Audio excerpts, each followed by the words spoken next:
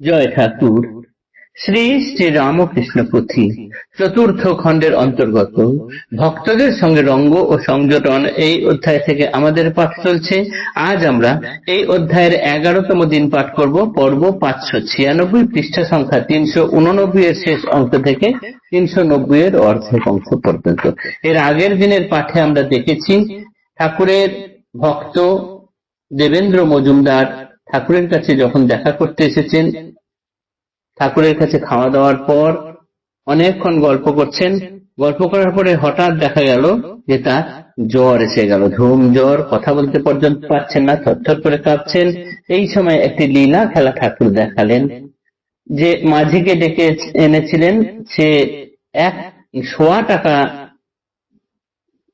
ভাড়া বলেছিল যাওয়ার জন্য নৌকায়, তাকে বাদ দিয়ে ঠাকুর বললেন 100 আনা ভাড়াটাকে তুমি 100 টাকা চাইছো, যাও তোমার এতে যাবো না। বলে তখন খেয়াল করলেন, খুঁজতে খুঁজতে দেখলেন অপর পারে একটি পানসি বাঁধা রয়েছে এবং ঠাকুরের কি অপূর্ব মহিমা, তীব্র ঢেউ, প্রচন্ড বাতাসের শব্দ, আর এত আওয়াজের মধ্যেও গঙ্গার এপার থেকে ওপার পর্যন্ত আওয়াজ যাওয়াটা মুখের কথা নয়।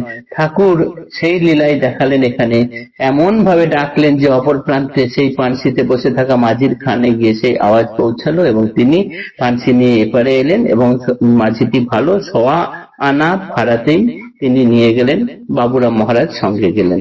এত অবধি আমরা আগের দিনে পাঠ করেছি। আজ আমরা ভাই ভূপতির কাহিনী পাঠ করব। তার সঙ্গে ঠাকুরের সংযোজন হলো কিভাবে সেই ঘটনা।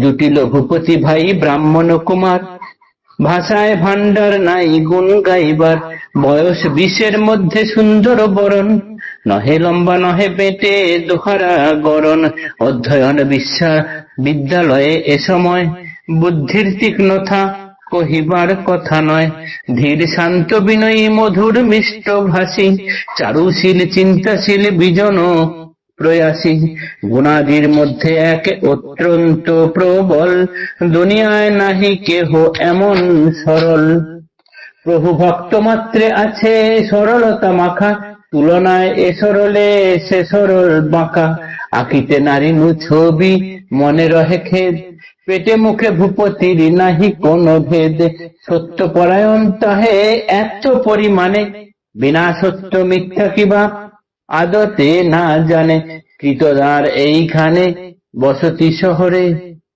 ধর্মচর্চা হয় ব্রাহ্ম সমাজ মন্দিরে, বিবেক প্রাপ্তির হেতু ধর্ম আলোচনা, বিবেক অত্যুচ্চ বস্তু হৃদয়ে ধারণা, শুনিয়া প্রভুর নাম মাহাত্ম্য ভারতী, দর্শনে উপনীত হইল ভূপতি, আশ্বাসিয়া আশ্বাস বাক্যেতে ভগবান, চরণে শরণাপন্ন জনে দিয়া স্থান, পাইয়া পরমাস্পদ শ্রী শ্রী পদে ঠাঁই, আসে যায় বারে বারে শ্রী ভূপতি ভাই, স্বভাবত দ্রবীভূত কাঞ্চনের প্রায়, প্রভুর পরশে ক্রমে কান্তি বেড়ে যায়, প্রকৃতিতে ভূপতি অতীব মনোহর, সুন্দর অপেক্ষা দেহ পরম সুন্দর, ভক্তিরস হয় যদি চিত্রের বরণ, বিবেক বিরাগদয় যুগল কলম, নয়নের ভাতি যদি জ্ঞান সমুজ্জ্বল,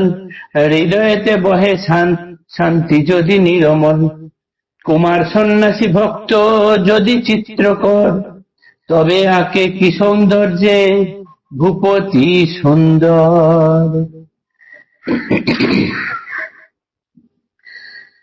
এই সময়ে ঠাকুরের কাছে ভাই ভূপতি এলেন।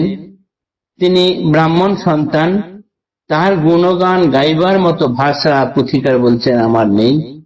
বয়স 20-এর মধ্যে, তার গায়ের রং খুব সুন্দর, লম্বাও নয় আর বেটেও নয়, মাঝামাঝি চেহারা, দোহারা গড়ন।